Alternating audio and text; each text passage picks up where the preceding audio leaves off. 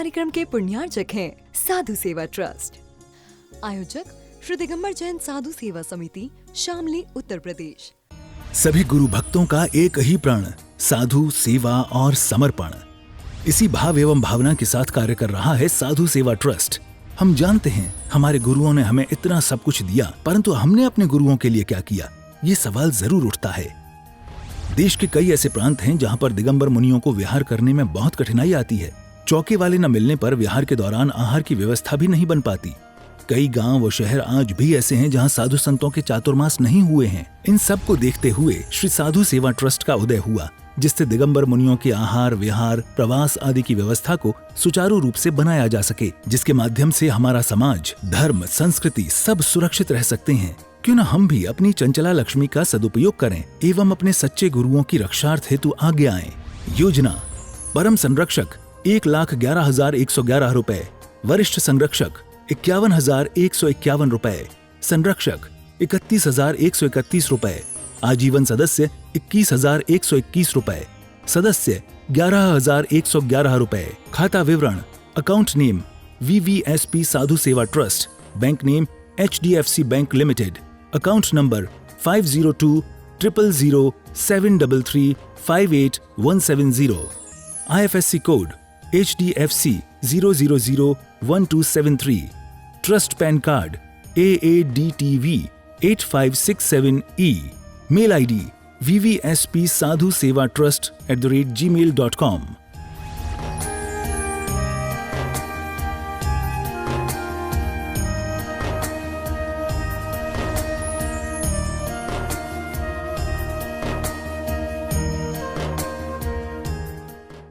उपस्थित सभी महानुभाव, एक भारत देश ऐसा है जहाँ पर प्रत्येक व्यक्ति अपने बच्चों को दान देने की क्रिया सिखाते हैं। भारत में छोटा सा बच्चा भी इस प्रकार की क्रिया करना जानता है। जब हमें दान देने के बारे में समझाया जाता है या बताया जाता है कि हमें दान देना चाहिए और हमारा दान देने का मन भी होता है, लेकिन हमारे अंदर से एक डर नहीं जाता। अंदर से हम डरे डरे रहते हैं, अंदर में बहुत सारे सवालों से हम घिरे रहते हैं। और सबसे बड़ा एक सवाल हमें परेशान करता है, वो है ये कि हम दान कब दें। हमें दान देना चाहिए, हमारे माता पिता ने सिखा दिया, हमें बता दिया, हमें पढ़ा दिया कि हमें दान देना चाहिए। और गरीब से गरीब व्यक्ति भी साल भर में लाख रुपए दान दे देता है। कोई कहीं पर, कोई किसी क्षेत्र में, कोई गौशाला में, कोई अनाथ वृद्ध किसी न किसी क्षेत्र में जाकर के वो दान देता है। लेकिन दान कब दें ये हमें नहीं पता। जब हम कुछ नहीं थे तो भगवान से प्रार्थना करते हैं कि हे भगवान, हमें इस लायक बना दे कि हम कुछ करने लायक बन जाएं। हमारे सामर्थ्य, शरीर में सामर्थ्य नहीं होती तो कहते हैं भगवान हमारे शरीर में सामर्थ्य दे देना, ये बीमारी चली जाए तो हम धर्म के लिए कुछ करेंगे। लोग सोचते हैं दान तन मन, दान माने धनी है। दान का मतलब है मन वचन काया से किया गया दान, ये दान है। शरीर स्वस्थ हो गया, मन अच्छा नहीं था, नकारात्मक सोच रहा था, उदास था, हताश था, निराश था, लेकिन सोच रहे थे हे भगवान ये मन ठीक हो जाए तो मैं कुछ काम करूं। मन नहीं लगता, मन ठीक हो गया। जब हम पर कुछ नहीं था तो भगवान से प्रार्थना करते हे भगवान कुछ हो जाए, इतना धन तो हो कि हम कुछ देने लायक बन जाए। कई बार सभाओं में बैठते हैं, दान देने वाले दान देते हैं, हम मुंह ताकते रहते हैं। भगवान से प्रार्थना करते हैं कि हे भगवान हमें भी कुछ लायक बना दो, हम भी कुछ कर सके, हम भी कुछ दान दे सके। और जब भगवान ने लायक बना दिया, हमारे पास अच्छा शरीर है, अच्छा हमारे पास मन है, पॉजिटिव थिंकिंग है, हमारी अच्छे अच्छे विचार आ रहे हैं और हमारे पास धन दौलत भी अच्छी है, लेकिन उस समय हम इन विचारों में रह जाते हैं कि दान दे कब, अब दें, अब दें, तब दें, कब दें। इन्हीं सवालों में उलझे रहते हैं और वो अवसर आता है और निकल जाता है। हमें दान कब देना चाहिए, ये सवाल हमारे अंतरंग में एक उथल पुथल शुरू कर देता है और हम मात्र विचारों से घिरे रह जाते हैं, विचारों में पड़े रह जाते हैं और कुछ नहीं कर पाते। महानुभाव आचार्य कुंदकुंद स्वामी जी ने हमारी इस जिज्ञासा का समाधान भी बड़े सरल तरीके से रहनसार नंबर गाथा 17 नंबर में दिया है कि दान भी कब देना चाहिए। आचार्य कुंदकुंद स्वामी जी लिख रहे हैं, खेत विशेषे काले बविये सुवियम फलम जहाँ व्यूलम होई तहाँ तम जाना पत्त विशेषे सुदान फलम।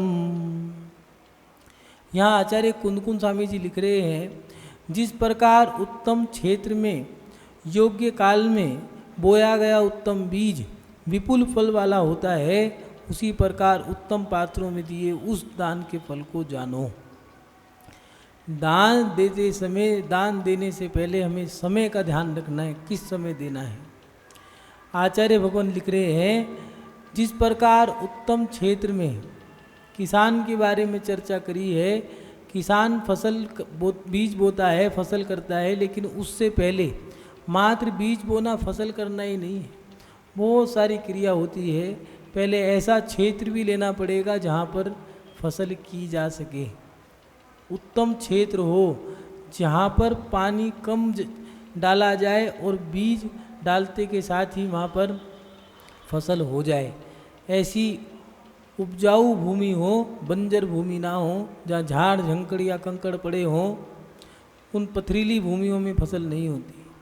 इसलिए फसल के लिए उत्तम भूमि की आवश्यकता होती है। उत्तम भूमि के साथ साथ भूमि के बाद भूमि का रोपण किया जाता है, उसमें से शल्य चिकित्सा की जाती है। उसमें अगर झाड़ झंकड़ हैं या कोई कंकड़ीली ज़मीन है तो वहाँ पर उसे खोदा जाता है फावड़े के माध्यम से, हल के द्वारा। नहीं तो आज वैज्ञानिक सुविधाएं प्राप्त हो गई हैं, अब तो मशीनरी ट्रैक्टर इत्यादि चलने लग गए हैं, उनके माध्यम से भी ज़मीन का रोपण किया जाता है, उथल पुथल की जाती है, गंदी मिट्टी को निकाला जाता है, उसमें कोई हिंसक पदार्थ पड़े हों तो वो निकाला जाता है, और फिर बीज को डाला जाता है। बीज भी ऐसे नहीं डाला जाता, बीज ऐसे समय पे डाला जाता है जिस समय फसल का समय आने वाला है, ऋतुएं ऐसी हों जब बारिश होने वाली हो, या बीज डालने के बाद वो बीज अंकुरित हो जाए। और बीज भी सड़ा गला बीज नहीं डालना है, बीज भी डालना है तो अच्छा बीज डालना है, उत्तम से उत्तम क्वालिटी का बीज हो जिससे कि फसल अच्छी आए। आचार्य भगवान कह रहे हैं, अगर कोई किसान इन सब बातों को ध्यान रख कर के खेती करता है तो उसको फसल अच्छी प्राप्त होती है, उसको लाभ होगा, आमदनी होगी।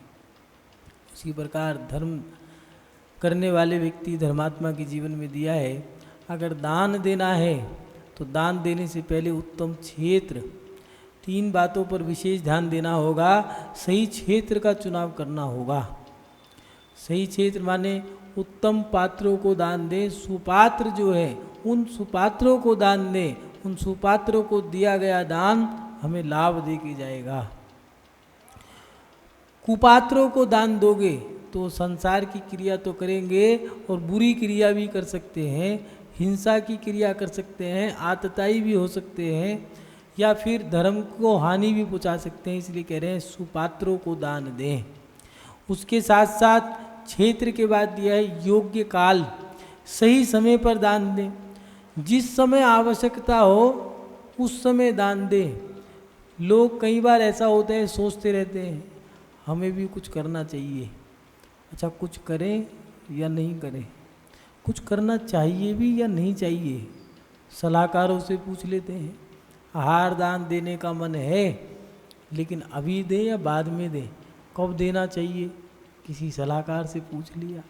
उस सलाहकार ने कहा तुम्हारा मन कब है, हमारा तो मन आज का ही है। और कोई विशेष दिन भी है, माने कोई विशेष दिन हो, सोच रखा हो, नहीं तो एक काम करो, तुम्हारी सालगिरह आएगी उस पर लगा लेना, जन्मदिन आएगा उस पर लगा लेना। उसने सलाह दे दी, तब तक वो 10 बार आहार दान दे लेता या यात्रा कर लेता या कई बार दान हो जाता उसका, लेकिन बीच में उसने ऐसा कर दिया कि साल में एक ही बार साल गिराएगी। ऐसा तो है नहीं, 2-4 पत्नियां हो, रानियां तो है नहीं, अब जमाना तो गया, एक से ही परेशान है। अब उसने भांजी ऐसी मार दी है कि वो बेचारा परेशान है कि अब साल में एक ही साल गिरा है, एक ही बार लगाऊंगा। उस समय में भी लड़ाई है कि भैया उस दिन के 4 जनों के जन्मदिन है, अब क्या करें। तो वो कह रहे हैं सही समय पे, जिस समय आवश्यकता है उस समय पे देना है। आवश्यकता आज है और 2-10 दिन बाद, वो भी गलत है। दूसरी बात, ज़रूरतमंद को भी देना है। ज़रूरत आज है और 2 आप बाद में भोज आहार के लिए, तो जो पात्र हैं मुनि आरिका शावक शाविका वो प्रातःकाल उठेंगे, और हमारे यहाँ तो भैया शाम की है रत जगह, शादी वगैरह शाम को ही कराएं, तो मुनि महाराज रात को भोजन नहीं करते। अपन लोग धर्म में मुहूर्त किसी के लिए नहीं रुकता, ऐसे ही धर्म किसी का इंतजार नहीं करता। धर्मात्मा व्यक्ति तो धर्म के अनुसार चलता है। ज़रूरतमंद की सेवा करना, सही समय पे दान देना, माने सही जो समय है, दिगंबर साधु दिया है कि आचार्य भट्टकेर स्वामी जी मूलाचार में दिया कि दिगंबर साधु आहार के लिए उठे तो कब उठे, जब लोगों की कुटियाओं में से धुआं निकलने लगे तो समझ जाना कि भोजन बनने लग गया है। उस समय आहार के लिए निकल जाओ, जहाँ तुम्हारा भाग्य होगा वहाँ पड़क जाना। नवदा भक्ति बोली और पड़क। ये क्रिया दी है। अगर कोई व्यक्ति, मुनि महाराज की आहार की क्रिया तो 9 बजे की है लगभग। पहले के लोग सुबह उठे, नहा धो करके शुद्ध वस्त्र पहन के मंदिर चले गए, मंदिर से आकर के भोजन पानी बना लिया, और मुनि महाराज आहार के लिए उठते थे, उनको करा कि खुद कर लिया। अब कोई व्यक्ति 11 बजे ही भोजन बनाए तो मुनि महाराज की क्रिया में दोष भी लगेगा और वो सही समय नहीं है। इसलिए सही समय के अनुसार, उसके साथ साथ ज़रूरतमंद, उसके साथ साथ तन मन धन। लोग सोचते हैं धन ही दान है, कई बार तन का भी दान लगाया जाता है। माता पिता ने पाल पोस के बड़ा कर दिया, अब उम्र हो गई बच्चे की 45 साल और माता पिता की उम्र हो गई है लगभग 75 या 80 साल। अब क्या करें, तो यहाँ पर तन दान देना है। उस समय अब तुम्हारी सेवा करने का समय आ गया है, तुम उनकी सेवा करो। अब कोई व्यक्ति कहे कि भैया हमें तो विदेश जाना है, भैया जब सेवा करने का समय आया तब भाग गए। बुजुर्गों ने जब सोचा कि अब ये हमारी सेवा करेगा, हमने इसको बीज डाला था, फसल बो दी है, अब खाने का समय आ गया और कोई उस फसल में आग लगा दे, तो ऐसे ही बुजुर्गों के सेवा करने का समय आ गया है। उस समय कोई बच्चा, कोई व्यक्ति विदेश में चला जाए और वहाँ जा कर के रह करके क्या भैया मैं तो आ ही नहीं सकता, अब वो क्या दुआ देंगे। मुंह से बद्दुआ निकलती है, अंतरक से हा निकलती है, चीख निकलती है कि हमने जो किया उसका सिला अच्छा नहीं मिला। महानुभाव, सही समय पर, जिस समय में जो आवश्यकता है, हर जगह धन काम नहीं आता, हर जगह तन काम नहीं आता और सभी जगह मन काम नहीं आता। तन मन और धन प्रत्येक व्यक्ति दान नहीं दे पाता है। कोई तन दान देता है, कोई मन दान देता है, कोई धन दान देता है। कोई बिरला व्यक्ति होता है जो तन मन और धन तीनों दान कर दे और उसका तन मन धन तीनों लग गया है, मन वचन काया से उसने लगा दिया, तो वो धन उसको लाभ दे के जाता है। इसलिए आचार्य भगवान लिख रहे हैं कि दान देने से पहले उत्तम क्षेत्र होना चाहिए। जैसे खेती करने वाले के लिए अच्छा खेत हो, क्षेत्र उसकी ज़मीन जो है वो अच्छा हो, ऐसे ही दान देने से पहले पात्रों का चुनाव करो। पात्र कुपात्र है या सुपात्र है, वो पात्र भी होना चाहिए। अगर वो पात्र कुपात्र है तो तुम्हारा दान व्यर्थ गया। उसके साथ साथ सही समय का चुनाव करो। जिस समय पे आवश्यकता है, प्रातः काल है तो आहार दान की आवश्यकता है। अगर सभा लगी है और बच्चों को पढ़ने की आवश्यकता है या फिर कोई ऐसी चीज़ है जो आपके पास है, तो वहाँ पर अब ज्ञान दान की आवश्यकता है। कोई व्यक्ति मरता है और मरने वाले व्यक्ति को पानी पीना है, पानी पी करके बच जाए या औषधि काम आ जाए, तो उस औषधि को दे करके उसके प्राण बचा लिए। 2 दान एक साथ हो गए, अभय दान भी हो गया, औषध दान भी हो गया। प्राण बचा लिया अभय दान और औषध दान और अलग से ही अभय दान करना हो तो जो बंदी में बंदी गृह में पड़े हों, ऐसे वो बंदी राजा महाराजा के समय में हुआ करते थे, उन बंदियों को आज़ाद करा करके रानियां बच्चों का उत्सव मनाया करती थी। और आज के समय में भी साधुओं की रक्षा करके, धर्मात्मा की रक्षा करके हम अभयदान दे सकते हैं, लेकिन हमें यही नहीं पता अभयदान क्या होता है। कुछ लोगों ने सोच लिया है मुनि महाराज को आहार दान दे दो, चारों दान एक साथ हो गए। अगर मुनि महाराज को आहार दान दे करके चारों दान हो जाते एक साथ, तो फिर चार दान के विख्यात चार दान का उल्लेख ना करते, इनकी व्याख्या ना करते। लेकिन मुनि महाराज एक उत्तम पात्र हैं, तो कई जन्मों का, करोड़ों जन्मों का पुण्य उदय में आ जाए, तब जाकर के किसी को मुनि महाराज उत्तम पात्र मिल जाए।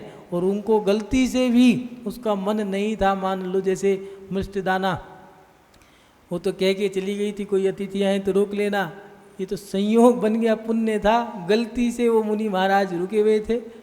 वो तो मंद मंद मुस्कान के साथ कह रहे थे बेटा मुझे जाने दे, इतने में सामने से उसकी माँ की प्रधान हो गया और हार हो गया, और वही धन्य कुमार बनकर के मोक्ष चला गया। ऐसा कोई बिरला व्यक्ति होगा, पता नहीं कितने जन्मों का पुण्य उदय में आएगा, तब जाकर के उत्तम पात्र को कोई आहार दान दे पाता है। लेकिन दान कैसे दें, तो दान के चार क्षेत्र बता दिए, आहार दान, औषध दान, अभय दान, ज्ञान दान। इन दानों को जब आवश्यकता है उस समय पे दें, समय निकलने के बाद हाथ मलते रह जाते हैं, काश ये कार्य हम भी कर लेते, काश 2 घूंट पानी तो पिलाना था हम पिला देते, काश इसकी बीमारी में हमारा पैसा लग जाता तो हम भी कुछ लाभ कमा लेते। कुछ लोग हाथ मलते रह जाते हैं, बाद में कहते हैं मति मारी गई थी, बुद्धि खराब हो गई थी, बाद में कहते हैं। इसलिए सही समय पर दान देना। और तीसरी बात जो कही है कि क्षेत्र अच्छा हो, योग्य काल हो, उसके साथ साथ उत्तम बीज। अगर फसल के समय में बीज सड़ा हुआ डाल दोगे तो उसका फल सड़ा हुआ ही मिलेगा। कई बीज ऐसे होते हैं जो लाभ दे के नहीं जाते, कुछ बीज ऐसे होते हैं सड़े हुए होते हैं। अगर फसल में बारिश नहीं हुई, पानी है नहीं, तो नाली का पानी डाल दो तो खेत में बीज फल तो दे के चला जाएगा, लेकिन फसल सारी सड़ी भी आएगी, खा करके नुकसान होगा, बीमारी हो जाएगी। ऐसे ही दे रहे हैं कि दान भी देना है। अगर तन मन धन का दान देना है तो सभी लोग जो दान देते हैं वो उत्तम सामग्री दें। धर्म में गंदी सामग्री दान नहीं दी जाती है, उत्तम भावना भा करके। जब आहार दान दे रहे हो उस समय चिक चिक पिक पिक नहीं करनी है, उस समय क्या भावना बहानी है समझ ही नहीं आता। भावना क्या है, नमोकार मंत्र पढ़ते रहो, नमोकार मंत्र पढ़ना वो अलग क्रिया हो गई। उस समय तो ये भावना बहानी है कि हे भगवान, हमारे घर में 3 लोक के नाथ की मुद्रा को धारण करने वाले साक्षात दिगंबर साधु आए हैं। उस समय कल्पना की जाती है कि जैसे चौथे काल में राजा श्यांस ने आहार दान दिया था, आज हमारे घर में भी साधु चल के आए हैं। उस समय में भावना ये बानी है कि भगवान मेरे हाथ से दिया गया प्रत्येक ग्रास साधु की औषधि का काम करे, इनका धर्म दिन दुगनी रात चौगनी बढ़े, मेरा प्रत्येक ग्रास या प्रत्येक सामग्री ये इनके लिए लाभदायक बने, ये उत्तम भावना हो। अगर तन दान भी देना है, मंदिर में कार सेवा भी करनी है, तो उस समय कार सेवा करते समय जैसे मंदिरों में से जब प्रवचन सत्संग की क्रिया होती है, कोई अनुष्ठान विधान होता है, तो पहले लोग पुरानी बात कर रहे हैं, अब तो कहाँ करेगा कोई व्यक्ति, कोई बिरला होगा, एक आधा कोई मिल जाए, आधा तो कहाँ से होगा, एक ही होगा, एक का दुक्का होगा। मंदिर के बाहर बैठ जाया करते थे। अगर जो पौड़ी होती थी, उस पौड़ी के बीच में जहाँ भगवान की दृष्टि पड़ती थी मंदिर के द्वार के सामने, उन पौड़ी के सामने अगर कोई चप्पल उतार दिया करता था तो उन चप्पलों को भी एक तरफ उठा करके रख दिया करता था वो व्यक्ति। बस उसकी यही भावना रहती थी कि भगवान के सामने कोई जूते चप्पल ना उतर जाए, मैं यही काम कर लेता हूँ। इतनी उत्कृष्ट भावना थी, ऐसी भावना। और शरीर भी लगाना है तो मरे मन से नहीं लगाना है। अब भैया क्या करें, बता दिया, अब जाएं तो मुसीबत, ना जाएं तो मुसीबत। अध्यक्ष जी थे, अब चेहरा देख करके उन्होंने काम तो बता दिया, अब ना करूं तो मुसीबत, समाज का काम है, धर्म का काम है, कर दो तो गई और ना करो तो गई। ये भावना उत्तम भावना नहीं है, ये जघन्य भावना भी नहीं है, ये तो अधम भावना है, ये निराचरों की भावना होती है। धर्म के लिए तो दिया है उत्कृष्ट भावना वाएं, क्या हो हमें सौभाग्य मिल गया, हमें धर्म करने का सौभाग्य मिल गया, धर्म की कोई क्रिया करने का सौभाग्य मिल गया है। अगर किसी गिरते हुए को उठा दो तो ये मत सोचो मैंने उसे उठाया है, उस समय ये भावना भाओ कि आज मैं इस लायक तो हो गया, किसी गिरते हुए को उठा दिया। ऐसी उत्तम भावना होनी चाहिए। एक भिखारी था, उस भिखारी की बात मुझे याद आ जाती है कभी कभार। मंदिर के आगे भीख मांगा करता था। एक दिन सेठ जी आए और सेठ जी को देख करके वो आ रहा था इस सेठ जी की ओर ही, और सेठ जी संयोग ऐसा था कि मंदिर के दर्शन करके जा रहे थे। दान तो वो देते ही हैं, सेठ जी हैं, पहले सेठ हुआ करते थे तो दान दिया ही करते थे, आज की कोई गारंटी नहीं है। सेठ जी दान तो देंगे ही। वो आ रहा था, एक पैर था बस उसका, लंगड़ा था, अपाहिज था, उम्र ज़्यादा बड़ी नहीं थी, 12-14 साल की थी। बैसाखी के सारे दौड़ा दौड़ा आ रहा था, गिर गया। तो सेठ जी ने कहा चोट तो नहीं लगी, लाओ बेटा अपना हाथ दो, उठा देता हूँ। सेठ जी ने उसको खड़ा कर दिया, बैसाखी दे दी, खड़ा हो गया, रोने लगा। सेठ जी ने कहा क्या हुआ, ज़्यादा लग गई क्या, कहाँ लगी है बताओ। और जोर से रोने का। उन्होंने कहा बेटा ज़्यादा चोट लगी है, चिंता मत करो, मैं उपचार करा देता हूँ, रो मत। अब तो वो सूखी लेके रोने लगा। तो उसने सेठ जी ने कहा कारण तो बताओ, रोने का कारण क्या है, चोट तो तुम्हारे शरीर पे लगी नहीं है, कोई गुम चोट लगी है तो उसका इलाज करा देता हूँ। तो वो रोने लगा जोर जोर से। तो रहा नहीं गया सेठ जी से, उन्होंने जेब में से पैसे निकाले, 1 रुपया 2 रुपया नहीं देखा गया। उन्होंने कहा रहने दो, कम है, 10 रुपये निकाल के दे दिए। मंदे जमाने की बात है। तो भिखारी सुबकी ले लेके रोने लगा। सेठ जी से कहने लगा नहीं नहीं ये मत दो, कहने लगे कम है और ले लो, कह रहे नहीं कम नहीं है, भीख तो बहुत बड़ी दी है आपने, 10 रुपये कौन देता है भीख में, तो फिर रो क्यों रहे हो, चोट लग गई ज़्यादा, कहने लगे चोट भी नहीं लगी, फिर रो क्यों रहे हो, कहने लगा कि मैंने भीख तो बहुत से ली है, कितना समय मुझे बीत गया, मेरी 14 साल की उम्र है, मैं जब छोटा था तब से भीख मांगता आ रहा हूँ, भीख तो बड़ी बड़ी मिली लेकिन आज तक किसी ने बड़े दिल से मुझे बेटा कह के नहीं पुकारा, इसलिए मैं रो रहा हूँ। महानुभाव, धर्म में अगर तन भी दान देना है तो उदार दिल से दो, ये धर्म है। मरे मन से, जले फूके मन से, जरा सा किसी ने कुछ कह दिया नहीं भैया आज से हमारा मंदिर आना बंद, आज से हम आएंगे ही नहीं। क्यों भैया, जो साधर्मी है, आपस में त्यौहार मनाते हो, आपस में उठना बैठना बोलना चालना सब कुछ है, अगर कुछ कह भी दिया तो अपना समझ के ही तो कहा है। किसी ने बहुत अच्छी बात कही, राह में राहगीर तो हजारों मिलते हैं, राह में राहगीर तो हजारों मिलते हैं, उंगली हम उसकी पकड़ते हैं जो हमारा अपना होता है। हम अपने को ही डांटा करते हैं, पराये कोई नहीं डांटते, लेकिन हम सही मायने में धर्म में अपना तन भी सही उपयोग कर भी रहे हैं या नहीं कर रहे। अगर धर्म में अपना तन भी लगाओ तो उदार दिल से लगाओ, मन लगाओ, उदार दिल सोच के साथ, विचारों के साथ लगाओ, उत्कृष्ट भावना हो। चप्पल जूते भी उठा के रख दिया करते थे तो उनसे पूछा करते थे क्या कर रहे हो, कुछ नहीं धर्म की सेवा कर रहा हूँ, ये शब्द हुआ करते थे। आज हमारी वो भावना क्यों नहीं है, क्योंकि हमारी सोच छोटी हो गई। व्यक्ति बड़ा बनना चाहता है लेकिन बड़े बनने के लिए छोटी सोच, पैर की मोच व्यक्ति को आगे नहीं बढ़ने देती, ऊपर नहीं उठने देती। अगर व्यक्ति को बड़ा बनना है, सोच बड़ी लेके बनना बड़ा बन सकता है। छोटी सोच वाला व्यक्ति और पैर की मोच वाला व्यक्ति आगे नहीं बढ़ सकता, ऊपर नहीं उठ सकता। सोच बड़ी करो। हम अपने जीवन में अगर मन से विचार करें तो भावना उत्तम उत्तम है। अगर मंदिर नहीं बना सकते तो इतनी तो भावना भालो कि हे भगवान, यहाँ पर भी ऐसा एक समूह शरण रच जाए जहाँ पर बैठ कर के हम भी अपनी धर्म की साधना कर सकें। अगर तन दान नहीं दे सकते तो ये तो भावना बना सकते हो कि हे भगवान हम भी ऐसी सेवा कर सकें कामदेव का पद प्राप्त हो। अगर दान देना है, धन भी दान दो, तो ये भावना भाके दो, कौन कैसा उसका उपयोग करे वो छोड़ो, वो तो विचार तो ये रखो कि हे भगवान मेरा जो ये धन है, ये धन एक बार देवशास्त्र गुरु के चरणों में लग जाए, बस मेरा तो कल्याण हो जाएगा। इन भावनाओं के साथ हमें तन मन धन दान देना चाहिए। दान देने वाला व्यक्ति भी उत्तम सामग्री दान दे।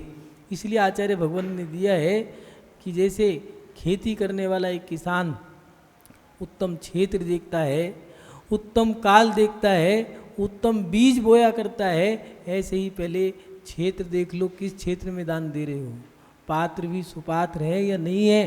कहीं ऐसा तो नहीं दान देने के बाद पाप ज़्यादा लगे, लाभ कम हानि ज़्यादा। उसके साथ साथ सही समय का चुनाव करो, जिस समय में आवश्यकता है उस समय में दान दें। समय का ध्यान रखें, माता पिता को सेवा की आवश्यकता है वहाँ तन दान दो, वहाँ पर आपको भागने की जरूरत नहीं है, उस समय सेवा करने की जरूरत है। बुजुर्गों की सेवा करने का जब समय आ गया, याद रखना जो माता पिता की सेवा नहीं करता वो मंदिर में जाकर के कितना भी अभिषेक कर ले, हमारे पास 24 घंटे बैठ जाए पैर दबाता रहे, एक कोड़ी का नहीं है, किसी काम का नहीं है। जो अपने बाप का नहीं हुआ, जो अपने माता पिता का नहीं हुआ, वो हमारा भी नहीं हो सकता। और जो व्यक्ति अपने माता पिता के चरण दबाता है, चरण छूता है, चरण स्पर्श करता है, याद रखना नियम से वो एक दिन हमारा भी भक्त बनेगा। लेकिन जो घर में ही छल कपट कर रहा है वो व्यक्ति भक्त नहीं हो सकता। उसको भी कम भक्त की उपमा मिली हुई है, वो भी भक्त की श्रेणी में नहीं आया। और इसलिए आचार्य भगवान कह रहे हैं सही समय पे दान दो, और उसके साथ साथ दान भी देना है तो जैसे बीज उत्तम डाला जाता है, ऐसे ही तन मन धन उत्तम भावों से अपने आप को धर्मात्मा समझ करके अपने आप को अहोभाग्य सौभाग्य धन्य भाग्य मानो कि हम धर्म के लिए हमारा तन मन धन काम आ गया। महानुभाव, दान के क्षेत्र में ये ध्यान रखें खोटे पात्रों को दान ना दें। दूसरी बात, अपने माता पिता अपने बड़ों की सेवा नहीं जो करता वो व्यक्ति कृतज्ञ है। आचार्य भगवान ने दिया है जो घर की सेवा ही नहीं करता, जिन्होंने पाल पोस के बड़ा किया है, ऐसा वो एहसान फरामोश, ये उर्दू का शब्द है, वो एहसान फरामोश है। कुरान पाक में दिया है कि उस व्यक्ति के लिए अल्लाह भी उसको जन्नत नहीं बख्शेगा। और अपने जैन धर्म में दिया है कि अगर कोई व्यक्ति अपने माता पिता की सेवा नहीं करता वो कृतज्ञ है, उसने अपने माता पिता की सेवा के समय पे सेवा नहीं किया, उसने धोखा दिया है, छल किया है, उसका प्रायश्चित ग्रंथ में भी प्रायश्चित नहीं है। इसलिए अपने माता पिता की सेवा, बुजुर्गों की सेवा सही समय पे दिया गया दान, माने जब आवश्यकता है उस समय दान दे। और उसके साथ साथ धर्म में पुरानी सड़ी गली वस्तुओं का दान नहीं होता। कुछ लोग धर्म के अंदर पुरानी सड़ी गली, चलो भैया ये धर्म में काम आ जाएगी, धर्म के लिए तो छत्र भी दिए हैं, नहीं हो सामग्री जो दिए है देवशास्त्र गुरु के लिए तो दिया है, सब चीज़ उत्तम उत्तम सामग्री इस्तेमाल करनी है। पानी भी क्यों ना हो, पुराना पानी भी इस्तेमाल नहीं करना, ताज़ा पानी नदी से, झरने से, कुएं से या बारिश का पानी भर के लाओ तब जा कर के उसको चढ़ाना। इसलिए सामग्री उत्तम सामग्री दे, धर्म में कोई पुरानी सड़ी गली सामग्री ना दें। और उसके साथ साथ धर्म में गंदा पैसा नहीं लगता। आज के समय में कुछ लोग ऐसे व्यापार भी करने लग गए हैं, पैसा कमाने की होड़ में ऐसे धंधे भी करने लग गए हैं जो धंधे अच्छे नहीं हैं। महिला के क्षेत्र में हो चाहे पुरुषों के क्षेत्र में हो, कुछ व्यापार ऐसे आ गए हैं जैसे कि बाल काटने का व्यापार, ये तो नाई का व्यापार है। नौआ जो दे सबको बुलौआ, ऐसा उस नौआ का काम था, उसको नाई का काम ये था, बाल काटने का काम, ब्यूटी पार्लर का काम नहीं किया जाता। इस कार्यक्रम के पुण्यार्चक थे साधु सेवा ट्रस्ट। आयोजक श्री दिगंबर जैन साधु सेवा समिति, शामली, उत्तर प्रदेश।